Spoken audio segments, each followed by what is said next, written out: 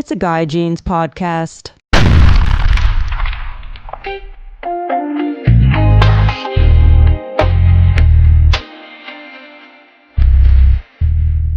This podcast is brought to you by Bass Pro Shops. I recently had the honor of hosting my podcast in front of a live podcast audience at the Bass Pro Shop in Rancho Cucamonga, California. On this episode, I interviewed Conway Bowman and 3 non-profit organizations called Casting for Recovery, Project Healing Waters, and Trout Unlimited. I really enjoyed this podcast and my diverse guests sharing their stories and journeys helping people and fish. I hope you support these amazing non-profit organizations. And again, thanks for listening to my podcast.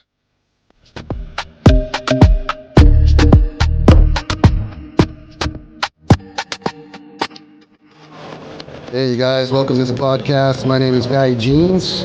Thanks for being here, you guys. Hey. I'm here at the Bass Pro Shop in Rancho Cucamonga, and I'm with my friend here, Conway Bowman. Thanks for having me. This is an amazing place. I've never been here, and I live in Southern California. Place is crazy, huh? This is really unbelievable. I've heard a lot about Bass Pro Shop, but this is next level. You know, those of you guys that don't know Conway is, I'm going to go through a list right now. He's an author. He's a fly fishing captain. He's an athlete. He is a musician. He's a dad. Husband. And that's number one and an number 2. author. and an author. And an author. Yes. Yeah. So, stoked to have you here, man. Yeah, thanks for having me. Yeah. So, what have you been doing, man?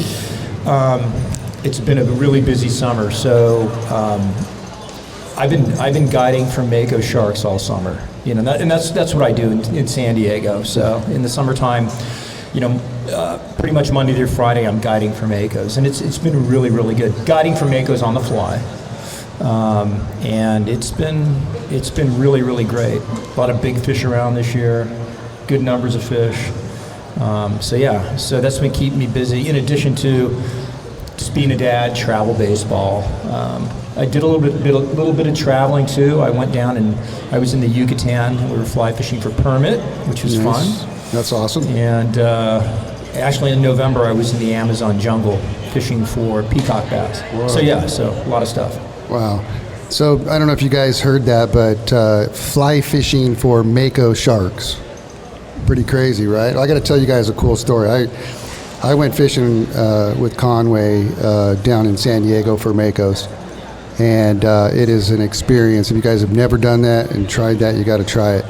I'm going to give you guys a little scenario. I don't know if you remember this, but we're going out in his boat. We're going through Mission Bay, I think it was. Yeah. And we're going out, and he has them kind of marked out, you know, the areas where they're at and stuff. And on the way out, Conway's all, "I got some good chum, man. I got some good chum." And so he had this big bucket of, you know, bloody fish and stuff. I'm not sure what it was, big piece of tuna or something. Yeah, it was bluefin tuna. Yeah, something. Yeah, that I got out of a dumpster, I think. I don't know. So we get out to the fishing grounds, and he puts the bucket in the water and starts, you know, chopping at it, and then all the blood and everything goes out and makes this big chum line. And then we sit there and BS for a little bit, and about a half an hour or so, we see he's all look behind the boat, and we see this fin come up through the chum line, and then the fish will actually go around the boat, and the makos will actually look at you before you catch them. Pretty crazy. They stare you down. Yeah, and so I looked at this fish, look at me, and I looked at him, and then he went around the boat back into the chum line, and then he teases them in with this teaser. Yeah, hookless teaser. Yeah, hookless teaser. And then he reels that in, and then you throw your fly, and he comes up and eats it like a trout, basically off the surface almost. Yeah, exactly. So you bait and switch them. But it's funny, you know, some people think that a mako shark will hit a fly really aggressively. It's more like a brown trout rising on a hopper. It's kind of this slow take. Yeah. And then after that, it's... Oh, yeah, and then after that, they take off, right? And then he'll start up the boat and chase them because the thing takes off. So I'm looking straight ahead off the bow, and I think the fish is over here, but the fish actually jumps way over here. So my line's going this way, but the fish is way over here. And they jump 20 feet in the air or something? 2 or 3 times their body length, and they'll do it, several times. Yeah. They're a great. I think they're the greatest game fish on the West Coast. They're just unbelievable. So, yeah. And so, hey, Dad. Hey, Dad. Hi, Dad. So, what's really cool is, you use a 13 weight. I don't know if you guys have ever heard of a 13 weight. That's where we start. They go up? Yeah, so I have custom rods now. So I started building one-piece rods about, several years ago, because a lot of these fish are getting much bigger every year. And we're encountering fish 300 to 800 pounds now. And we hook them on the fly. And people can't believe that, but we do. Yeah.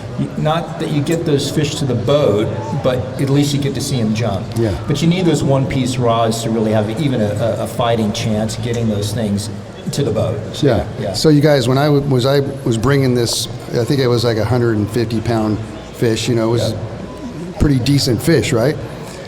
And I'm bringing this fish in and getting close to the boat. There's this dark shadow goes under the boat, and he's all, get that thing in. There's a 300 or 400-pound one that's going to eat that one. Yeah. Right? It's a tough neighborhood out there because you could hook into a 100-pound shark, and next thing you know, you got a 500-pounder right underneath it trying to eat it. It's no joke, and it's pretty exciting, especially with a fly rod. People are like, what? And the other thing is, I fish out of a pretty small boat. It's a 24-foot bay boat. And so if you go over here, you probably can see a bay boat over here at Bass Pro Shops. That's pretty much what I'm using. So it's a very small boat catching really large fish. So tell people, are these Makos coming in the summertime? Are they always there? So there's like a migration of Makos. They start showing up in Southern California in April, and then they really start pushing through in May, June, and July, and that's when you have your highest volume of fish. And so the reason why they're there is because the food item they're eating is showing up. So right now that's bluefin tuna. When the bluefin tuna show up, the Mako sharks show up. And over the last 10 years, those bluefin have been close to shore off San Diego or Southern California, so that just brings in those Makos even closer to shore. And it's funny, when we first fished Makos, how many years ago was that? Because we were fishing with you and Chiaki. 15 years ago. Yeah. A big Mako shark at that time was 300 pounds. Yeah. Right now, we're seeing fish 500 to 800 pounds. Okay, that's crazy. But when you were fishing them 15 years ago, we had yellowfin tuna and albacore around, which was a smaller food item. Now, we've got big bluefin tuna. So, the bigger the food item, the bigger the sharks, and that's why we're seeing those big ones now. So what pound test are you guys using? I fish like 30 and 40 pound test on, and I have a steel leader rig, and then I have 30 to 40 pound kind of worked into that, and then on top of that I have a 100 pound abrasion tippet. So that 30 or 40 pounds is pretty short. It's probably maybe 6 inches, and I call that a fuse box. When you hook a really large Mako shark, if somebody's on that fish for, let's say, an hour, a lot of times they're like, I can't, it's too much. So what I'll do is I'll go ahead and break the tippet right there at that fuse box. And it works out great. The angler gets to see the fish jump. They get to fight it for a while. But honestly, trying to battle a 500 pound fish on a fly rod is tough, right? Yeah. Some people want to do it. Yeah. It's a hard game. A lot of things have to go right to get that fish to the boat. Me chasing it down, keeping the right angle on the fish with my boat. But if somebody tries it and they're like, I can't do this anymore, I'll go ahead and pop that tippet. The other thing is I use tube flies. So they're flies that are tied on tubes, and there's a foam popping head on top. So when I break that tippet, or that 30 pound, that fly will float up to the surface. It'll slide up the leader and it'll float. And I'll go ahead, I can retrieve that fly, and I use barbless hooks. So when I do that, the shark will shake that hook out of his mouth, and we're not leaving any gear in these sharks. And it's all catch and release. So, it's taken a while for me to kind of figure all that out, but it works really, really well. You know, there's this guy online that he's called the Malibu Artist. Have you seen this guy, the shark guy? No. So he has a drone, and he goes and he films off of Malibu and the coast. And what he's been doing it for a couple of years, but he's been showing how close the great whites are to surfers. It's crazy. They're right there. Yeah, and you know, when I was surfing and you were surfing, did you ever see them? No, really. I didn't. And the thing is, I don't think we had a large volume of great whites years ago, but now we do. And so Long Beach State, a guy named Chris Lowe has been doing studies off San Diego, and they've tracked a fair number of great whites right off Del Mar and Solana Beach and La Jolla. And they're there. Yeah. The thing is, great whites typically are in 100 feet of water or less, and makos are 100 feet of water or deeper. But I've seen 3 great whites so far this year. Coming to your boat? Coming right to my boat. Wow. And the thing is, they're not aggressive. They're much less aggressive than a mako. In fact, I had about 1,000-pound great white around the boat. And a 100-pound mako came in and chased that great white away from the boat. So crazy. A mako is much more aggressive, way more aggressive. Interesting. Yeah. So when they come around the boat, or you guys you don't fish for you're not allowed to. No, right? you're not allowed to fish right. for great white. So they're a good opportunity to see those fish come to the boat, and they're impressive. They are really, great whites are an unbelievable fish. That's cool, man. Yeah, it's really cool. So are you still doing the triathlete stuff? Oh, yeah. Are you? Oh, yeah. You're like in the best shape you've ever been I'm in the your best life. shape of my life at 57. That's crazy, yeah. So are you still training right now? I am. I just started my training last week, so I've got my Ironman in April. So hopefully I don't get hurt this year. Last year I got hurt. I hurt my back, so it took me out of training for a while. But yeah, I think I'll be good. If I don't do any I was mogul skiing when I hurt my back last year, so I don't think I'm going to do that this year. So. Yeah. So I got to tell you something. So Trout Unlimited years ago invited me to go to Washington D.C. and they said, "Oh, you can have one day to go, explore the Capitol and the Washington Monument and all these things." So I spent literally from the morning until the night, like walking around the Capitol. Right. So I went to the Capitol. I went to the Indian Museum. I went to the Smithsonian, and then when the sun was coming down, I go, I'm going to go check out the Lincoln Memorial. So I walked all the way down to Lincoln Memorial, and then I go, hey, I asked somebody, where's the White House at? And he's, oh, the White House is right over here, man. And I'm like, okay. And so I walked like a mile to the White House. By the time I got to the White House, I was like one of those athletes, that can't move at the end of the. I was dragging my leg, because my body totally gave out. You know what I'm talking about? I know exactly. And what you're talking it was about. crazy, man. And I said to somebody, I go, hey, I needed to go to such and such hotel. I got a cab. And the cab's guy's all, well, your hotel's right there, bro. And I'm like, dude, I can't walk there. I can't make it. But have you experienced that ever, where your body just shuts down? I have, yeah. Oh, yeah. And it's like, for me, it's more like a symptom of like nutrition, not getting enough like energy, but your body will shut down. I mean, it's, and when it does, once it does, there's no recovery. You can't get back to, up to speed. So you have to just suffer through it. So, yeah. Like some of my longer events, if the proper nutrition, that keeps you going. But like I said, if you miss that, you'll never recover. So, yeah. Are you, so you hired a trainer? Right? Or you had a guy help you with your diet and all I that? I had a coach. I have a coach, and it's great because I couldn't do that without a coach, with somebody motivating me to do it. So they would set up the plan, or he sets up the plan, and I just stick to it. So but that's really critical if you're going to do triathlons or any sort of endurance sport. Yeah. A coach will keep you on point, keep your nutrition dialed in, and then if you do that and you follow the plan, you can do it. Anybody can do this. It's just a matter of focusing in and being consistent and putting in the effort. And it's all effort, right? I mean, you can't really take a day off. if you do, you have to kind of, you can't really make up the day off you take, but you just have to continue to work hard and just, focus in and put in the effort. What's the one food that gives you the most energy, do you think, that your coach has you have before you go on the actual run? It's run, swim, and bike, right? Yeah. God, I'm trying to think. It just varies. It's carbs, but carbs also protein, Protein, yeah. But what you do is you taper your diet. So what I'll do is when I'm, like in the heart of my training, I'll have, proteins, carbs, and then as I get closer to training or closer to the event, then I up my carbs. Yeah. And I mean, what works for me is like rice and honey. And that's rice, honey, and chicken. That's basically what I have. And then race day, I have a meal, and then I have liquid nutrition. So all my nutrition is coming through a liquid form because your body will process that a lot quicker. Yeah. So. What did you find being 56 years old and retraining again? Did your body like shrink?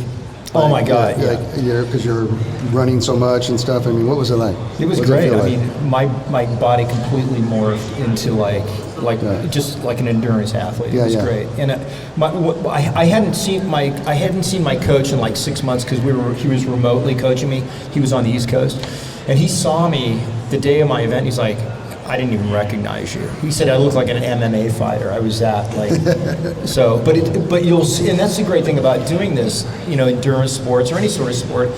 If you're focused and you put in the effort, you can really change your body. You can change your energy levels, and you feel really good. It's really great. Yeah. Have you guys ever seen Conway? He's on TV. He does Ford Outfitters or Fly Fishing the World. Have you guys ever seen those shows? Well, I'm sitting next to a movie star right here, you guys. Yeah, the world's tallest midget. So what's like the craziest place that you've been like in the world? Fly fishing, like where you're just like, this is crazy. The jungle somewhere? Or? Well, yeah, it was always like a jungle environment. So, I think Thailand, deep in the jungle, in the southern jungles of Thailand. So we were 20 hours from pretty much any civilization, camping out in these huts on this giant lake. And each day we would take these canoes. The natives would take us in these canoes, and we would fish these rivers that were dumping into this giant reservoir. And so we would hike through the jungle, and they would chop through the jungle with machetes to get you to these certain areas that you were going to fish. And we were fishing a thing called a Thai mashir. Getting to the fish, that was really interesting, but the most interesting thing was, and this is the story I always tell, it's the second day, we're in the canoe going to this river that was dumping into a lake, and I see a snake, and the snake's probably 100 yards away swimming across this lagoon, and it turned towards our canoe, and I'm like, oh cool, check out that snake. And so it's getting closer and closer, and so I have two indigenous guides on the boat, and I have another guide who's a Frenchman. And so I'm like, look at that snake. He's like, yeah, that's a big snake. This thing was probably 10 feet long. And all of a sudden, the two indigenous guys started going crazy, like yelling and screaming. I'm like, what's going on here? And the French guide said, I have no idea what they're talking about. I'm like, yeah, you're the translator. He said, yeah, but they speak 8 different dialects, so I don't know what they're saying. I'm like, great. So in the meantime, the snake's getting closer to the boat. Okay, now it's 50 yards, and now it's 30 yards, now it's 25 yards, now it's 20, now it's like 10 yards from me. I'm looking at it, and these guys are going berserk, and they've got these long bamboo poles, and they're slapping the water. This snake gets so close that I'm looking at it, and then it basically turns away from the boat because of all the commotion.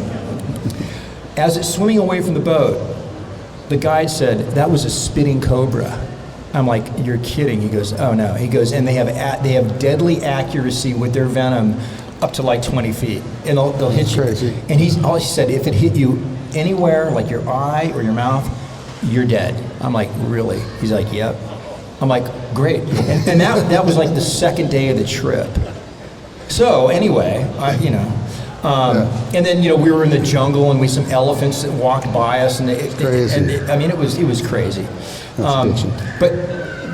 But so the fishing wasn't great. It was just the experience. It was really great. So yeah, it was What were you guys fishing for there? Thai mashir. So it's like there's the golden mashir in India. The Time of Shear is a smaller version, and it's really brightly colored. It's got big like turquoise and red dots on it. It's a really cool fish, yeah. Are you hosting any trips anywhere? I am, Where yes. are you going? Well, I just got back from the Yucatan, so we were down there permit fishing. I hosted a trip to the Amazon jungle this past November, which was another kind of a crazy thing. We took a 5.5-hour flight on a 8-passenger Cessna float plane, single engine, with 8 guys in it, okay? And we got caught in a lightning storm, and it was the scariest thing I've ever encountered. It was nuts. But anyway, we made it back. But look, there was a pilot with my group, and he looked at me and said, "This is not good." As the lightning is like crashing all around us, and it's at night, and we had been delayed, so and the jungle creates its own weather, so you have to fly from point A to point B at specific times. Well, we got delayed, so we had to fly into these storms. Scariest thing, I got off that plane. Actually, and this happened on the way back. I got off the plane and I literally kissed the tarmac. I'm like, I really thought we were not going to make it. And I wasn't the only one. The pilot sitting next to me is like, yeah, this is not good. So anyway, I made it. So yeah, by the way, to answer your question, yeah, I'm hosting trips. I don't think I'm going to host trips to the Amazon anymore, though. That was pretty scary. Where are the other trips you're going to host? So let's see. I'm going to do the Yucatan again next August. That's for baby tarpon or permit, baby tarpon. Okay. Well, actually, adult tarpon too. Oh, cool. Bonefish and snook. Oh yeah. So the super slam they call it. I'll do a redfish trip in Louisiana, maybe in February. I haven't really figured that out yet. And then I'll figure out one more. I'll just kind of throw it out there. I've got it's been a really busy summer. And I'm going to sit down over the next month and kind of plan out at least one more trip. So when you fish redfish in Louisiana, are you doing it from a kayak? Do you usually do it from a kayak? I have done it, but typically it's from a flats boat. Yeah. But I've caught them in a kayak down there. Yeah. So the fishery down there in Louisiana, is it best in the wintertime? Wintertime. So October through February is the best. And I like going in January or February. Okay. And the reason why is the Mississippi River freezes. And so all that water runs down into the delta, and when that water freezes, you don't have any more flow into the delta. And so what happens, the water gets really, really clear. And so since we're sight fishing to these big redfish, and they're big, I mean, these fish are massive, clear water, you can see them in super shallow water. If you go down in October, that Mississippi River is still, you've got a lot of summer storm stuff up north, and that's kind of murking up the water. But January, February, that's the best time to go, at least for me. Some guys might like to go earlier, but I like that January, February time. Dude, I went there and fished, and they put us up at at a big plantation house. Was bitching. Oh, the Woodlands Plantation. Yeah. Yeah, I've been. Oh, yeah, that place is great. Yeah, it was cool, man. And then they had the actual mess hall was a church. Yeah. It's really cool. So that's the Southern Comfort. If you look at the bottle of Southern Comfort, that's the Woodlands Plantation. Cool. Yeah. Was that there was like it was like one of those haunted houses when you go in the plantation, you don't see that. Oh no, it's totally creepy. Yeah, it's good to go down there during Halloween because they totally doll it up. It's really cool. And New Orleans is just a cool town anyway. I went with a guy named Kirby LeCure. Have you ever? Oh, I know Kirby. You know Kirby? Oh yeah. I know Kirby. He was really good. He's a great guy. Yeah. Great guy. Really One of the old school guides down there. Yeah, I've known him well. Yeah, I had a great time. Caught my first redfish with him. Yeah. It was cool. And there's some other, the clownfish, or no, what was those others? They're not as big, and you catch them every once in a while. I'm not sure what they're called. They've got a stripe on them. Oh, those are sheep's head. Sheep's head, okay. Yeah, not like our sheep's head out here. Yeah. So, but yeah, they're cool. That's like they call those the marsh permit. They're hard to catch. Yeah, okay. Yeah, they're great. And then I had a shot at a drum, but I didn't those black drum. Yeah. They're tough too. Yeah. They're like our spot fin croaker. They're like a giant spot fin. So. They were, the one we saw was on a oyster bed? Yeah, oyster bed, just grubbing and ginormous. Oh yeah, they're huge. They call them swamp donkeys. Oh, okay. So tell me about your Cast Hope that you do, man. It's pretty cool. So Cast Hope, it was started in Chico, California, I think 13, 14 years ago. by a guy named Ryan Johnston, who was a guide up there. Yeah. And so he wanted to expand the program, and he thought Southern California, or San Diego specifically, would be a great place. He's a native San Diegan, so that's where he grew up. So he reached out to me, and I said, I'd love to do it. And so the program is, we work with underserved kids, underserved communities, and we teach them how to not only fly fish, but we teach them science, and we teach them service. And if the kids stick through the program for 1 year, we go ahead and do all we can to keep them engaged in the outdoors. So whether it's buying them all their fishing equipment, or if it's buying them a microscope, if they're really into the science component, or if they're into the servicing, we'll put them into a service program, volunteering. So whether it's for the city of San Diego, or things like that. So it's really a great opportunity, and it's really it's great to see these kids respond to the outdoors when it hasn't been a big part of their life. I mean, many of these kids have lived within a 5-block radius of their house. Yeah. And their goal every day is getting to school and back. And so we take these kids and we bring them into nature, and it really changes their life. So it's really cool. And it's great just to see that. Yeah. And I always say this, fly fishing or fishing is just the key that opens the door to greater opportunity for these kids. And man, when you see these kids, they light up when they catch their first fish, when they see their first red-tailed hawk, when they see a mule deer. It really changes their life. So yeah, it's cool. Don't you guys do things like, with some programs they teach first and then they go fishing?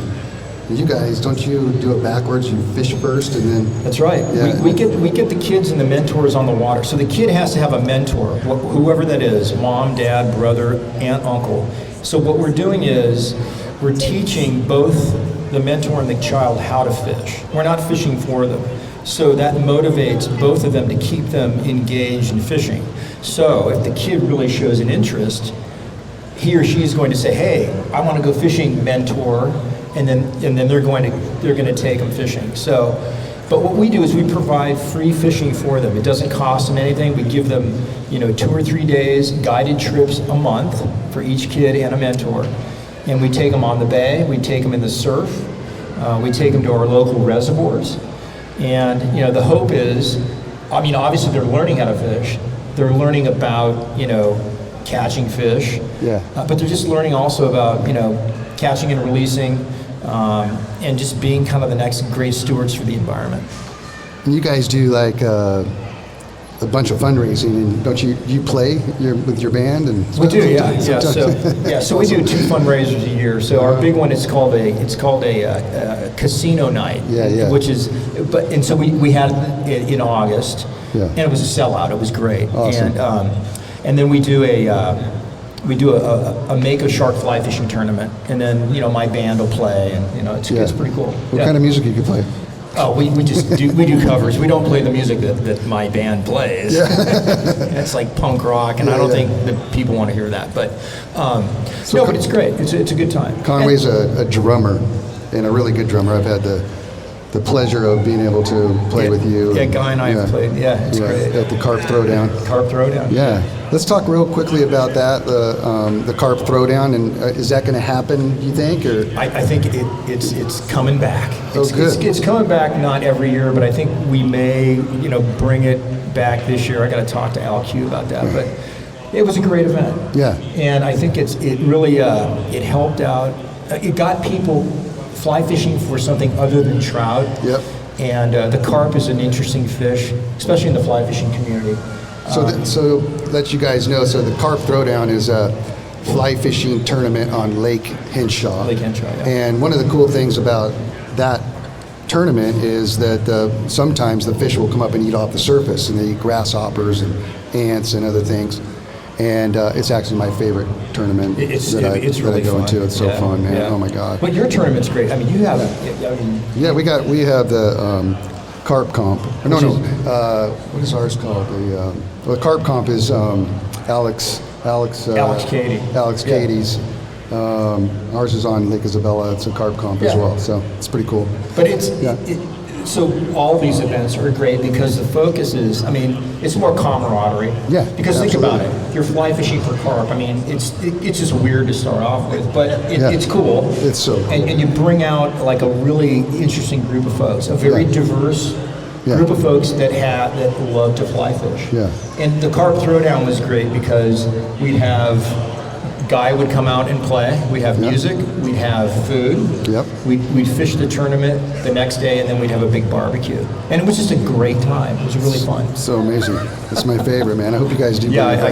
So we're talking about We're trying to get the little carp comp, between Hinshaw, Isabella, and somewhere else. So it'd be amazing. We've been talking about that for years. I think that would really be cool. We need to do that. The dude from Arizona, from the Arizona Fly Shop, he wants to do that, out there. In Phoenix, I forget his names, unfortunately. No, I know you're talking about. But he wants to have a carp comp out there as well, which would be really cool. Yeah. So if people want to go fishing with you, are you just like totally booked up, or can you got openings or what? To be honest, I'm booked up through October. Are you? I've been really fortunate the last couple of years. The fishing's been good. The publicity's been good. People have been, getting interested in it. Yeah. Through like podcasts like yours. Yeah. But I would say that if people want to fish, go to my website, conwaybowman.com, and then you can contact me through that, and then get on the books sooner than later because I'm already booking up for next year. But it really is, it's a wonderful big game fly fishing experience. Yeah. And it's close to shore. It's not like you don't have to travel to the ends of the earth to catch a really large big game fish on a fly. And that's the unique thing about it. And San Diego's a great town. I mean, there's lots of stuff to do. Yeah. I mean, you can golf, you can go to downtown, you can go to a ball game, go to SeaWorld. So it really has it all. My podcast is about folks that follow their dreams, follow their passions, and I'm super stoked to have you on again, man. I love it. It's amazing. So thanks for being on here. Conway Bowman, you guys. Thanks. That was awesome. Yeah, man. Hey, you guys, I'm back. This is Guy Jeans from the Guy Jeans Podcast.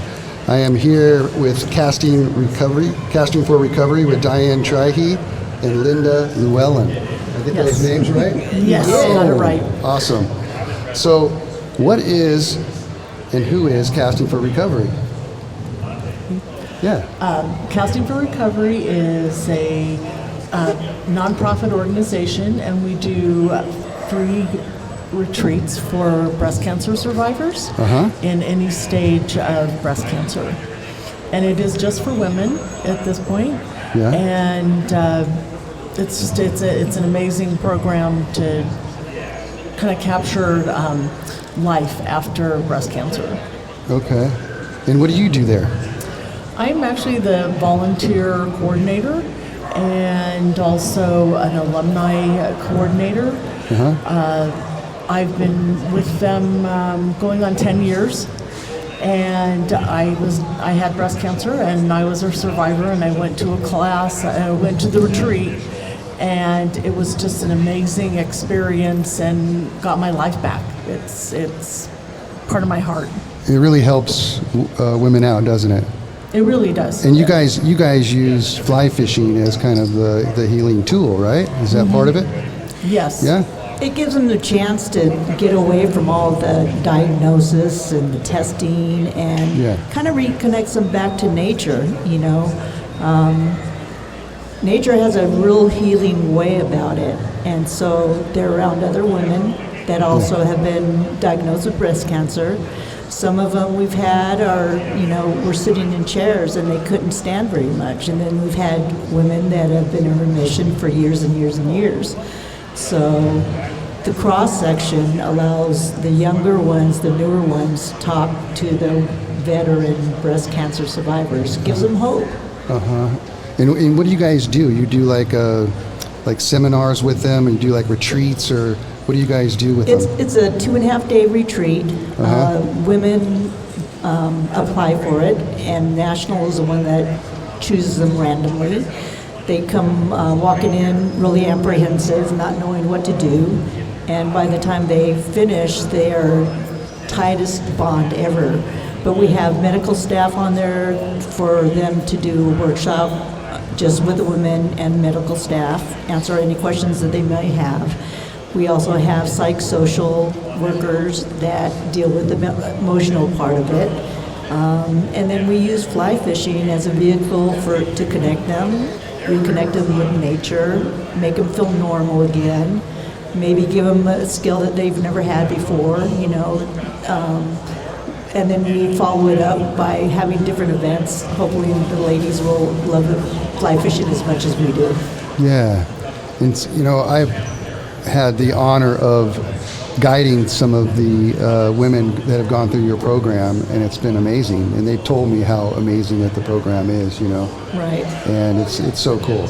We always do a survey after the retreat for the staff and the women. And we always get positive, feedback. Some of them have never been to a retreat support system before, and they come out of it just feeling rejuvenated, feeling alive again. Yeah. So it's a sisterhood that we hope no one ever has to belong to, but it is. Everyone says it's life-changing. Beyond just the weekend. So. Now, is this something that's all over the country, or is it just in this area? We're in about 38 states. We're in about 38 states. Oh, okay. And you can actually travel from one state to another if it's not immediately available in your local area. That's cool. So how do you raise funds to, fund these programs that you guys are doing? Well, a lot of times, like me as the volunteer coordinator, we'll find events that we need that would like us to come and participate. Like Bass Pro has us here today to talk about what we do in casting for recovery, and then we do raffles so that we're a lot of times today we have fly ties or lures that have been tied, and we're doing a raffle, and hopefully we earn a few bucks. And we also have the opportunity while we're out here to talk to women about our program, and from today we might get a few people who will be interested in going to one of our retreats, and that's really a benefit because we're touching people's lives and getting the word out about casting for recovery. There's a really cool event coming up if you guys want to get involved, and it's called the California Fly Fishing Open, October 14th. Is that right? I think it is. I'm not sure. Yeah. Is that right? Oh, thank you, Teresa. Yeah, it's October 14th. It's up on the Kern River, and it's a benefit. 50% of the proceeds are going to Casting for Recovery. 50% are going to Kern Valley Search and Rescue. And what an honor to be able to give you guys that money and do whatever you need to do with it. Yeah. And it's a great event to participate in. Super fun. If you guys don't know what that is, the California Fly Fishing Open is a 5-person team fly fishing tournament, catch and release tournament. And you get your best 5 fly anglers come up with a team and enter. And then you go out and try to catch as many fish as you can, take pictures of them, and report back at a certain time and try to prove that you got those fish. And then we take a tally, and then we award medals. And I guess this year we have a women's division for the first time. Did you guys know that? I did not know that. Yeah, it's we have over 7 or 8 women's teams already. Outstanding. Isn't that cool? That's So we did a full on just women's division, which is gonna be awesome. That's great. Right? That's great. Yeah. That'd be great. So if people want to donate to your guys' cause, Casting for Recovery, how do they do that? You can go right to the website. It's castingforrecovery.org, and go to the Southern California link. So we make sure that it's designated for Southern California, and just make a contribution. Awesome. Is there a website that you guys go to? Yes, castingforrecovery.org. Castingforrecovery.org. castingforrecovery.org. I'm repeating that so people write Yes. it down. And we Awesome. do have brochures over on the Okay. table. So. Yeah, if you guys want to get involved, or if you know somebody that wants to get involved, contact them. It's a great organization. I can vouch for that.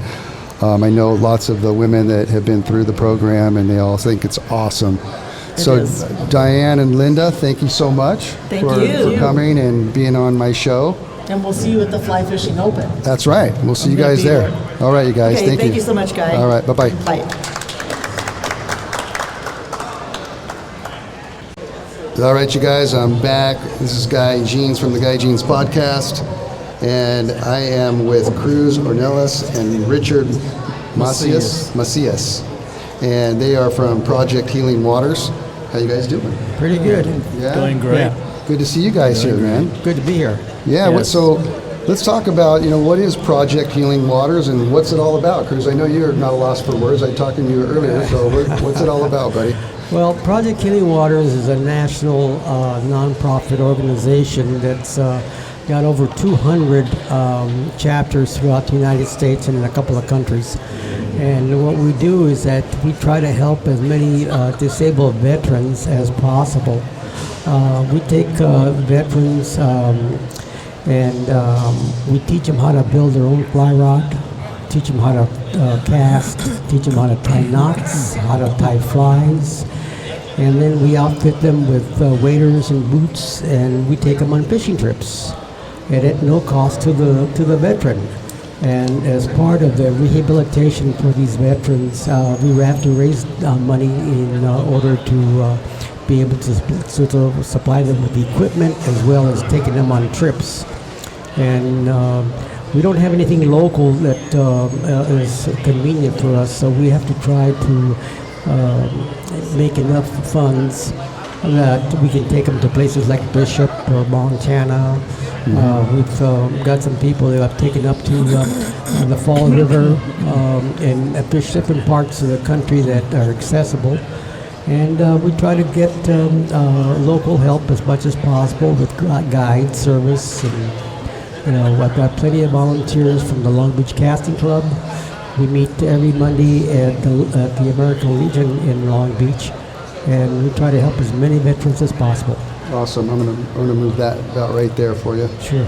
So, as you're talking, I'm understanding that Project Healing Waters is for veterans. Correct. And with PTSD.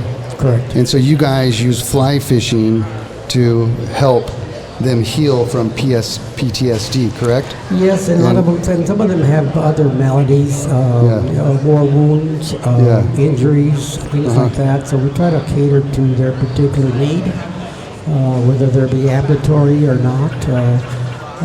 But we try to reach out to men and women so that they can enjoy something that's can be meaningful and get them back into a place where they feel comfortable with other veterans and other people.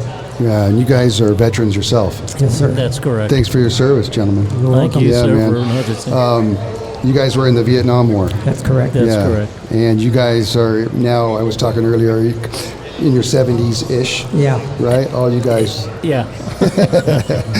So coming back from Vietnam, and so you guys understand kind of what these guys are going through that are coming back from Iraq and Afghanistan and all these. You kind of know what they're going through, so you can kind of help them. Is that right? That's correct. Yeah. One of the things that we both have learned that it's hard for veterans to come back and as if nothing happened. We come back and we become loners, and it's hard for us to mingle with other people. We get to the point where we're don't want to be in large crowds, don't like the loud noises. We're suspicious of everything and everyone. A lot of veterans have difficulty with their spouses.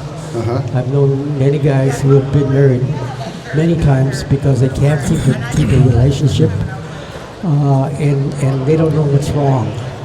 Yeah. A lot of it is because they haven't had the therapy and the help needed to get back into society. And we found that Project Healing Waters and the program that allows them to mingle with other veterans, allows them to open up. And there's nothing more thrilling than to see a grown man, who's just finished building a fly rod. He's done his own flies. He's out there casting and catching a fish for the first time in his life on a fly rod. All of a sudden turning to a 10-year-old, yelling and screaming and just having a jolly old time. That's what it's all about. And the therapy and what it does for the individual, it really helps them to get back into society. It makes a better person, a better father, a better husband, a better wife. And it's just a great thing. You can talk to any one of my veterans, and they'll tell you the same thing. It's just a phenomenal feeling to see that happening. Because we've been through it ourselves, so I know what it's like. Yeah. And it's not an easy situation to break through. So you guys teach them how to build rods, Correct. tie flies, Correct. and fly fish. Fly fish, cast, Casting, everything. everything that tie knots, everything that has to do with fly fishing. And then the biggest thrill is taking them on a fly fishing trip, where they have to associate with other veterans and get along with veterans. And one thing about veterans, when they get together, they're all brothers and sisters. So you don't find them fighting amongst themselves or any of that. They're more apt to help each other out with whatever it is they need, whether it be equipment, handing them over one of their flies, whatever it takes to keep them, involved. Yeah. And it's a great feeling. Now, Richard, are you helping out? What are you doing? Are you volunteering, of course? My crew's asked me to come over to volunteer for the podcast that we're having today. Yeah. And that's what I've been doing, learning how to tie flies, building my rods and everything else. And getting along with the rest of the gentlemen here, which is almost second nature because a lot of the gentlemen were in the military. Yeah. And there's that brotherhood that the gentleman was speaking about right now. Mm-hmm. And it's amazing. It really is. And then at one point we had a little problem, but I needed Project Healing Waters fly fishing. I really did. And it helped me out quite a bit. And put your mic a little closer. Sorry. No, this one. This one? Yeah, there you go. Okay. Put that a little closer. There you go. And it helped me out quite a bit. It really has, and I don't want to give it up. It's real tranquil for me. Nice. Matter of fact, we just finished going to one of the outings, which was at Fall River, and it was on 4th of July. Usually I'll grab a hold of my dog and we'll go to the room and stay inside because of all the activity that's going outside. That bothers me quite a bit. Yeah. And this time it wasn't there. It wasn't. It was just quiet, and it was fantastic. Very really cool. was. So how do people get involved with Project Healing Waters? If they want to get involved, where do they go? Well, they can do one of two things. They can either give me a call or text me and give me their information. Do you have a number for that? Yes. My personal number is area code 310-745-6335. And they can text me, give me their information. I will send them an email with the registration information. Registration is free. It goes back to Maryland, where we are headquartered. They go ahead and document the fact that that person is registered. I get notified. I call them and invite them to come to our meetings. And we start them off with an introduction into the program. Tell them what the minimum requirements are. We don't allow any alcohol drinking on any trips. We limit any smoking on trips because of we don't need to get into any fire situations or any danger. Sure. One of the things that we make sure of is that we find out all the medical problems that veterans have, so that we can go ahead and make sure that we adjust a trip to a veteran's needs. Sometimes we have veterans that are ambulatory, in wheelchairs, or have other problems with some of their physical abilities. So we have to adjust ourselves to make sure that the veteran can enjoy the full effect of fly fishing and camaraderie without endangering that veteran. So we're very careful about that. We never leave a veteran by himself. There's always volunteers that we have with veterans. Typically, there's one volunteer for every 2 to 3 veterans, making sure that they're having a good time. If they need help with their gear or whatever, a lot of times we'll have the volunteer help them retrieve the fish, take it out of the water, show them how to do that so that they don't harm the fish. And they can take a picture of the fish and themselves, and then we teach them how to put the fish back in the water, because everything that we do is catch and release. We practice conservation, so we don't harm the fish, so that they're there for the next time that we come around to do some fishing. So Awesome. It's a very rewarding situation for the veteran, as well as for the rivers and streams that we fish, because it keeps the population going. That's awesome. So people want to go to your guys' website. What do you know the website? Yes, it's www.projecthealingwaters.org. ProjectHealingWaters.org. Yes, and they can read all about Project Healing Waters. They can see where all of the different chapters are located, and they can contact them, or if they go ahead and contact headquarters and let them know what region they're in, they can find the local or the closest Project Healing Waters to them. Okay. Some of them only meet a couple of times a month. We meet every week on a Monday at the American Legion in Long Beach. Okay. And we invite anybody that's a veteran that has got a minimum 10% disability that can join and enjoy the camaraderie of being with other veterans. This is for both men and women. So you guys meet every Monday at the Long Beach Casting Club at what time? 9 o'clock in the At morning. 9 o'clock. So if you know somebody that wants to learn possibly how to tie flies with the master over at your guys' booth over there, what's his name? Alan. Alan is our master Fly tire? fly tire. We have master casters. We have master rod builders. We have quite a variety of very good volunteers, and the majority of which are veterans as well, that belong to the Long Beach Casting Club, which is supports us as well. They have a pond where we practice our casting. And right now we're doing a lot of practicing for saltwater fly fishing, which is something we haven't tried before in the So you guys past. have some saltwater surf classes coming up. Yes, sir. Awesome. I was checking out some of Alan's flies, smallmouth bass flies. Those things are pretty sweet. He's got some beautiful looking flies. Amazing gentleman. He likes to fish the lower umpqua for smallmouth. That's And he was correct. showing me some of the smallmouth that he catches on the lower umpqua, and I've got to go do that. Yes. You done that? Not yet. We gotta go but, do that, man. That'd be a lot of fun. I'm planning on doing it. I've already talked to Alan about trying to get involved in going up there and doing that. So. It's very rare that I find somebody that likes smallmouth as much as me. So I appreciate that guy over there. Yeah, he's great. He really is a great guy. Cruz and Richard, Yes. thank you so much for being on my podcast. Thank you I so really much. again. appreciate it, and I wish you guys the best, and thank you for volunteering for those veterans out there. It's pretty amazing. You guys take care, okay? Okay, thank Again, you very real much. All right. Thank you much.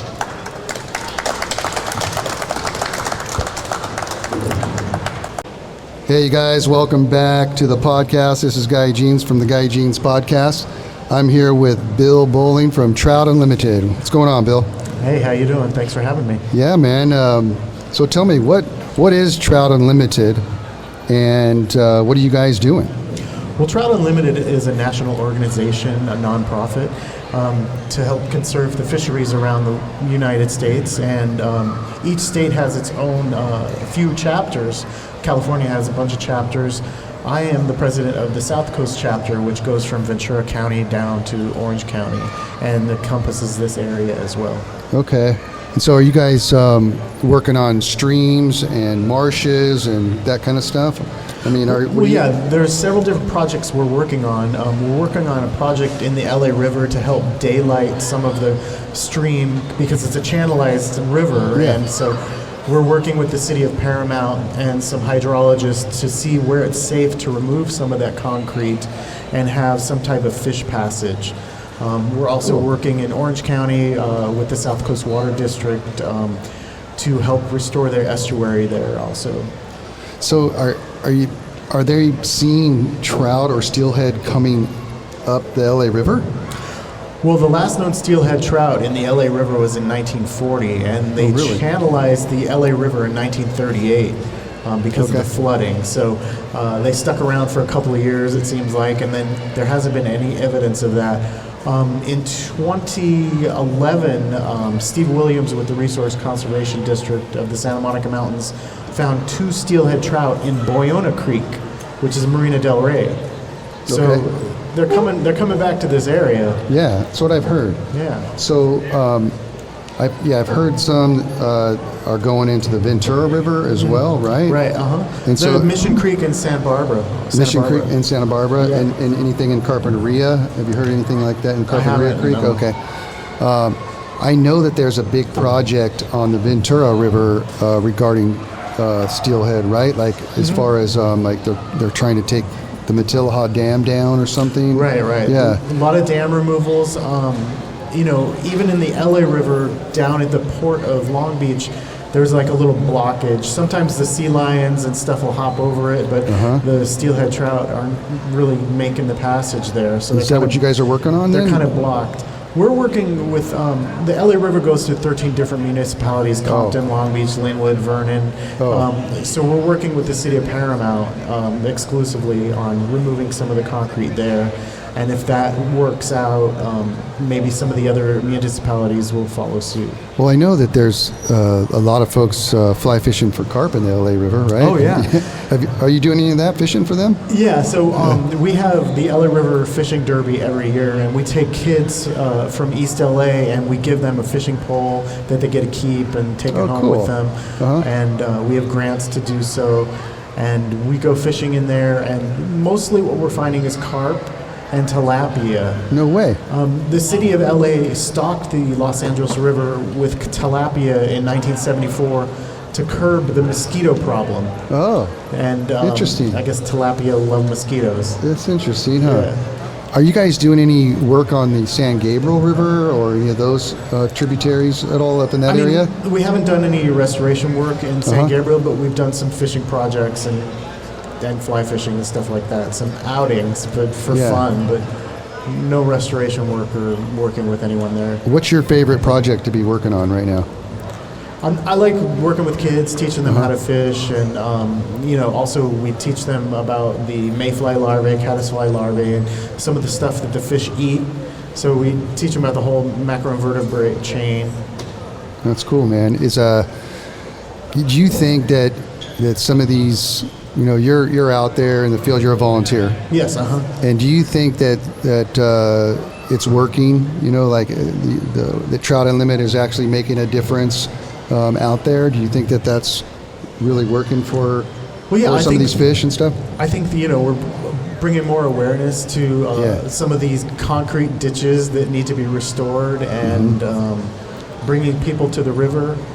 And I think that's part of the mission, is to restore fisheries and teach people about fisheries and conservation. Do you guys see arundo? Do you know that plant? Arundo donax. Yeah, it looks like a bamboo. Yeah. That's what, from what I understand, not a great plant to have in river bottoms, right? It's an invasive species, and they brought those in to restore the hillsides. It works very good. It grows rapidly. It's like insane, huh? But the problem is it seeds a lot, and those seeds get brought downstream, and it just keeps growing wherever the seeds fall. And the problem with that is it outcompetes other plants or something, and is that what happens? Or native plants? Well, it's like bamboo. Bamboo lives in water, and it's a type of bamboo, Arundo donax, and it takes a lot of the water away from the native plants, and so it kind of just sucks streams dry. And we don't want to use poisons or anything to get rid of them, so that the only real way to get rid of them is just good old elbow grease and removal by hand. Are you guys doing a lot of arundo eradication type projects? I mean, we're not, but some of the resource conservation districts and state parks are doing arundo removal all the time. What would you like to see done with Trout Unlimited? Did you have some like long-term goals? Long-term goals is the steelhead trout passage. They found them in Mission Creek in Santa Barbara, Boyona Creek here in Marina del Rey, and I would like to see them in the LA River and San Gabriel River. Awesome, man. I guess from what I understand, this is north of Ventura, but they're seeing a population coming in. I think it's the San Luis River coming into Avila. Have you heard that? No. Yeah, they're starting to see steelhead coming in there, and actually have opened it up to fishing or something. Because they're making a comeback, like on Wednesdays or something like that. You can fish for them. It's pretty cool. So if people want to join Trout Unlimited and become a member. I was surprised talking to you earlier that you guys have 1,900 members here in the SoCal Trout Unlimited, right? Our chapter is 1,900 members, and a lot of the members aren't really active. They just pay the money and they get the card and get the free backpack and stuff like that, and they like to be a part of it. And I got a couple guys walk by me today and say, "Oh, I'm a member," and cool. But maybe about 25% of the 1,900 members in this chapter are engaged and do volunteer work like I do and get out there and grease the wheels. I was telling Conway earlier, who I had on the program, how Trout Unlimited paid for me to go to, and another friend of mine to go to Washington, D.C. Oh, nice. And kind of lobby for the Kern River Rainbow. Oh, yeah. And so that was kind of cool, to actually, they wanted me to stay in my fly fishing gear, and go talk to the Congress people and stuff like that. That was kind of cool. And so we went and talked about the Kern River Rainbow and how important it is and that sort of thing. And getting the Kern River Rainbow, the golden trout, and the little Kern golden trout kind of reestablished in our area, which is kind of neat. Nice. So that was a cool experience for me. I mean, Trout Unlimited foot the bill for funded it. And I got to meet. I think he was the president of all of Trout Unlimited. I'm forgetting what his name was, but he's a cool guy. Yeah, they give out a lot of grants. It's nice. We went underneath the Capitol building and went to the cafeteria down there, and all the Trout Unlimited guys, they like to fly fish for pike in the river there. Right. What's the name of that? The Chesapeake? No, it's the one going right through there. Maybe it is the Chesapeake, is it? Yeah, it's a river going right through Washington, D.C. I'm forgetting what the name of it was. But anyways, they fish for pike out of there. And so they had pike flies they were showing me. It was kind of cool. Yeah. But so if people want to get involved, go to Trout Unlimited, SoCal. Yeah, so our website is southcoasttu.com. Okay. Southcoasttu.com. Okay. And then that'll have a timeline of our events, present, future, and all that stuff, and the projects we're working on. Well, awesome. Bill, thank you for being on the podcast, man. All right. What a pleasure, bro. All right, man. Take care. Take care.